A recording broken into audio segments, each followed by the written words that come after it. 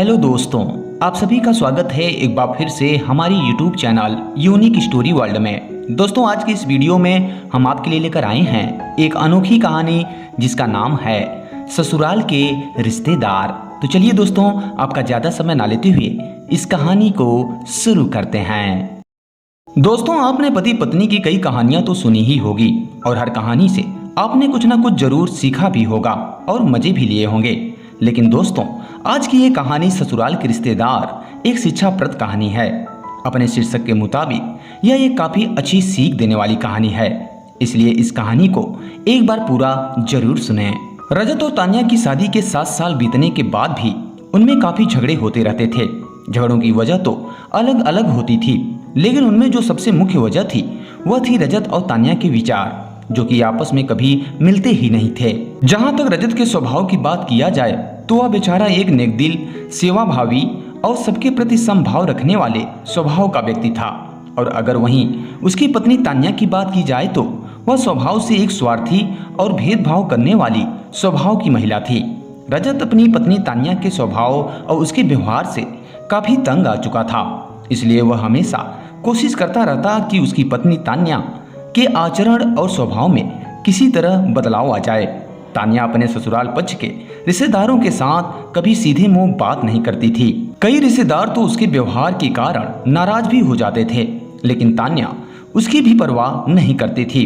रजत को इस बात से काफी दुख होता था कि उसकी पत्नी उससे इतनी विपरीत क्यों है। परेशान हो चुके रजत ने अब खुद ही परिस्थिति को सुधारने का मन बनाया, अतः उसने एक योजना बनाई। अगले दिन रजत ने अपनी पत्नी तान्या से कहा, सुनो तान्या, मैं सोच रहा था कि मम्मी पापा, भाई बहन और उनके बच्चों को घर पर इनवाइट कर लेता हूँ। काफी समय हो गया उनसे मिले हुए, इसी बहाने उनसे मिल भी लेंगे और उनके साथ थोड़ा समय बिताने के लिए भी मिल जाएगा। तुम क्या कहती हो? तान्या के चेहरे से साफ दिख रहा था कि उसे यह आइडिया बिल्कुल भी पसंद नहीं आया, लेकिन उसने अपने पति का मन रखने के लिए बेमन से हाँ कह दिया। तान्या के हाँ कहने पर रजत खुश हो गया।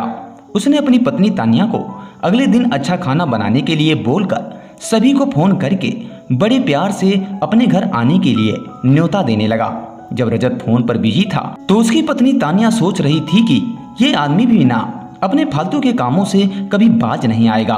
क्या जरूरत है सबको घर पर बुलाने की? सब मेरे घर पर आएंगे और राजाओं की तरह ऑर्डर करेंगे और मैं दासी की तरह उनकी सेवा करूंगी। नहीं नहीं, मैं ऐसा नहीं होने दूंगी। अच्छा खाना तो क्या, मैं इन्हें सादा खाना भी नसीब नहीं होने दूंगी। देखती हूँ कितनी देर टिकते हैं ये लोग मेरे घर में। अगले दिन सुबह रजत काफी खुश था।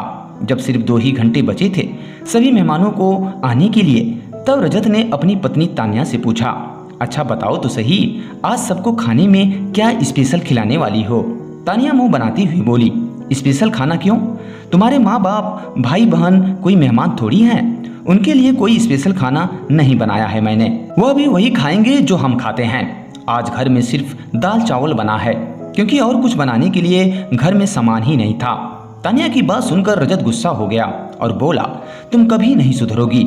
अगर घर में सामान नहीं था तो मुझे एक बार बता तो दिया होता, मैं बाजार से जाकर ले आता, लेकिन कुछ ढंग का तो खाना बना लेती। अब सिर्फ 1 घंटा बचा है और सभी आने वाले हैं, मैं क्या मुंह दिखाऊंगा उनको? तुम ही रहो यहाँ, मैं तो जा रहा हूँ। अब उनके जाने के बाद ही मैं वापस आऊंगा। यह कहकर रजत घर से बाहर चला गया।